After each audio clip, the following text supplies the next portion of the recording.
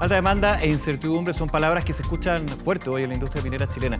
Para conversar al respecto y saber si son o no reales estas inquietudes y qué otros procesos podrían afectar en el futuro la productividad, nos acompaña el analista senior de CRU, Francisco Acuña. Francisco, un gusto saludarte. Muchas gracias por acompañarnos en el programa.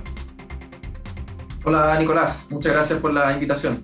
A ver, un poco en la introducción quería comenzar con nuestra conversación. ¿Cuáles son las inquietudes, lo que ven ustedes desde CRU, que podría también generar efectos en el mediano y largo plazo y quizás también en el corto?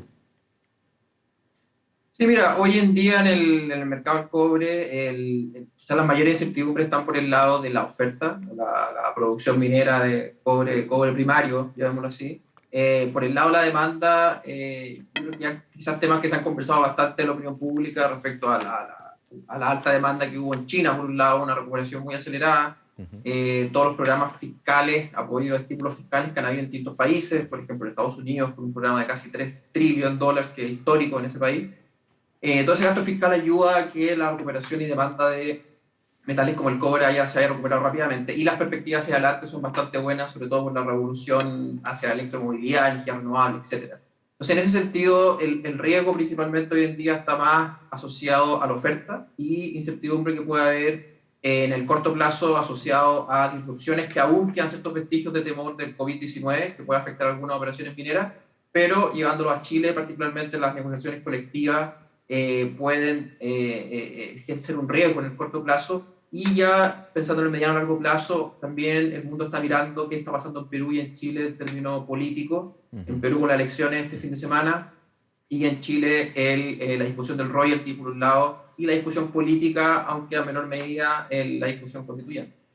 Vamos con el primer punto, Francisco, porque hemos hablado muchísimas veces en el programa de la inquietud, las dudas, de algo que es positivo, que sabemos que de aquí a los próximos años la demanda por metales, especialmente por el cobre, va a ser muy importante, relevante también, no solamente para la industria, sino en los países donde se desarrolla la industria minera.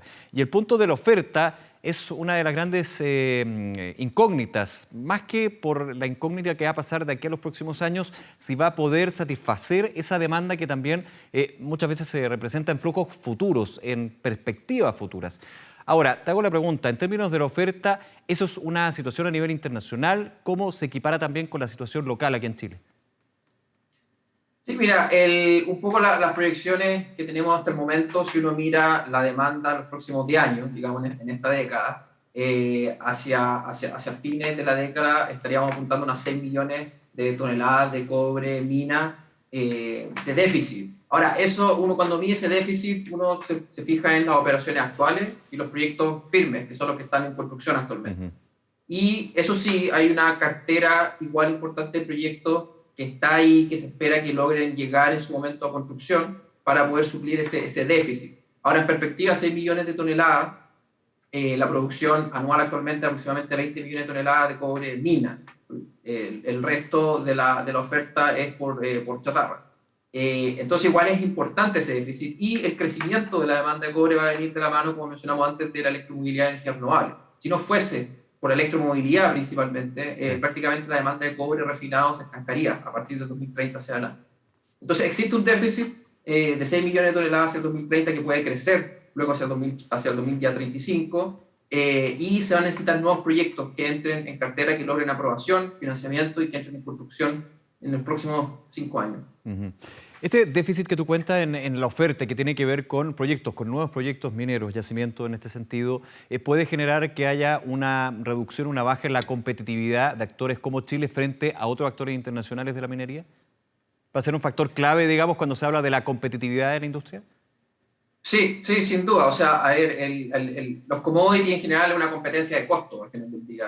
Todos los productores, entre comillas, venden un mismo producto y no hay un factor diferenciador. Claro, hay una venta de un genérico, digamos. Finalmente las diferencias van a ir más por el lado de los costos. Ahora también se han ido sumando otros, como el tema medioambiental, que es súper importante. Pero si vemos esta oferta-demanda, los costos son clave para, de alguna manera, ver esta competitividad.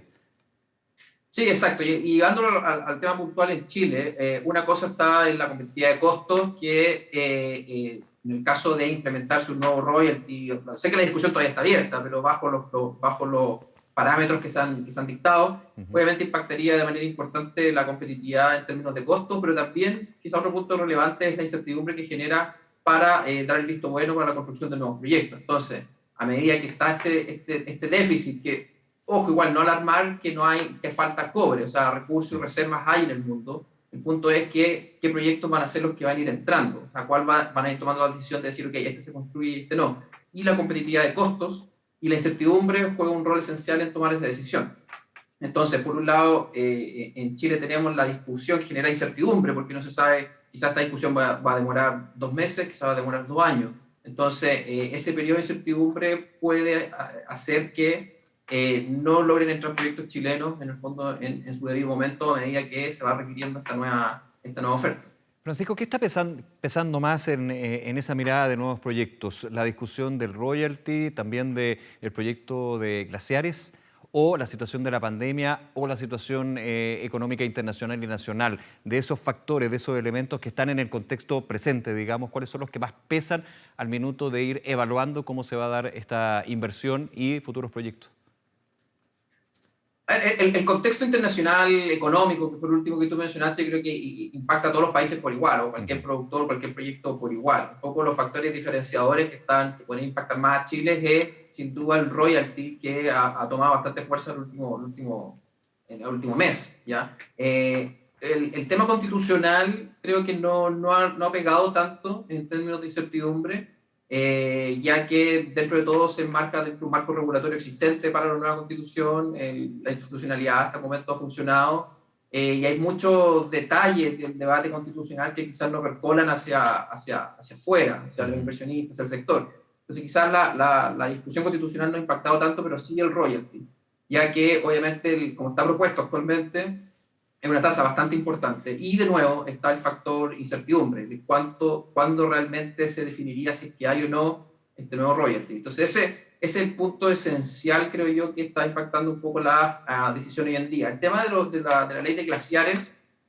sí ha tomado un poco más de fuerza, yo creo principalmente por algunas declaraciones que hubo hace poco, porque el 40% de la producción de Codelco prácticamente se tendría que detener en caso de que se aprobara la ley. Eso fue un par de declaraciones excelentes. Entonces, ese tipo de discusiones genera algo de ruido. Sin embargo, creo que todavía le faltan varias etapas de discusión a esa ley y no está golpeando tanto el mercado. En ese sentido, el royalty es lo que hoy en día es lo que está en debate y lo que está en discusión en los distintos actores.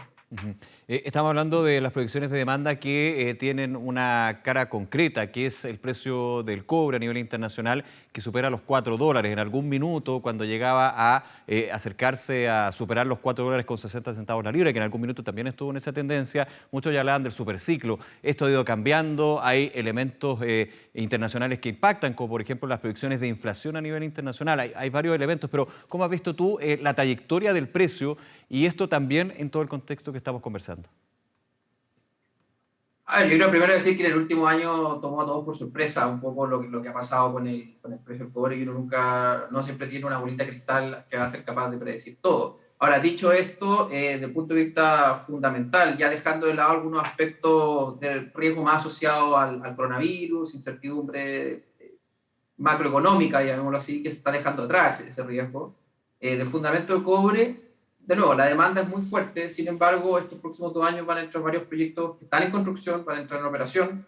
En Chile, Spence, la expansión de Spence, Quebrada Blanca 2, que ya ve con Perú y así otros proyectos más. Entonces, dentro de este año y los próximos 2 años, vemos que va a haber un crecimiento de producción mina más o menos de 2-3% anual. Eso quiere decir que va a haber una oferta interesante, nueva oferta, nueva capacidad que entra en producción. En ese contexto, nosotros vemos que con eso el precio del cobre tendrá una corrección, y creemos que el peak se alcanzó en este segundo trimestre de este año. Debiese haber una corrección y terminar el año con un promedio un poco sobre $4.2 la libra, y a partir del próximo año ya haber una caída a $3.8 la libra aproximadamente. Entonces, esto producto de, como dije anteriormente, de esta nueva producción que entraría desde el punto de vista fundamental. Ahora, a eso hay que ponerle el riesgo de posibles detenciones por las negociaciones colectivas, por ejemplo en Chile, y otras externalidades. Y mirando ya hacia adelante, si una vez que entren estos proyectos que ya te mencioné están en construcción en los próximos 2 años, es cuando se va a necesitar que nuevos proyectos tengan la luz verde en el fondo para ser construidos, y ahí es donde empezaríamos a ver este gap y nuevamente se pondría una presión fundamental en el sentido de demanda y oferta de cobre, que haría nuevamente incentivar el precio y que vuelva a aumentar a niveles probablemente cercanos a $4 la libra. Francisco, el minuto que nos queda, voy al punto de las negociaciones colectivas. Se vienen varias negociaciones y está el tema del precio, está el tema del contexto también nacional. ¿Cómo lo ves tú en ese sentido y cuáles son las cartas que se van jugando en este punto? A ver, un hecho esencial obviamente es el precio del cobre. Uno de los aspectos clave es que, dado que uno puede hacer huelga y detención legal, en el fondo al final uno tiene que entrar a la balanza, es cuál es el costo para una empresa minera estar detenida un mes, por ejemplo, versus el pago del bono de término de conflicto y también otras consideraciones. Dado ese contexto, lo que se escucha un poco en el medio es que están las condiciones dadas para que sean negociaciones más bien tensas, y obviamente muchas personas están mirando esto y lo más probable es que veamos negociaciones tensas, como dije anteriormente, uno por el precio del cobre, pero también el ambiente político también probablemente provocaría que estas negociaciones fuesen más complejas de lo que serían, por ejemplo, si hubiesen ocurrido el año pasado. Francisco Cuña, nuevamente agradecerte que nos hayas acompañado aquí en Reporte Minero y Energético. Que te vaya muy bien. Chao, muchas gracias. Nos vemos, chao. No olvides suscribirte a nuestro canal de YouTube.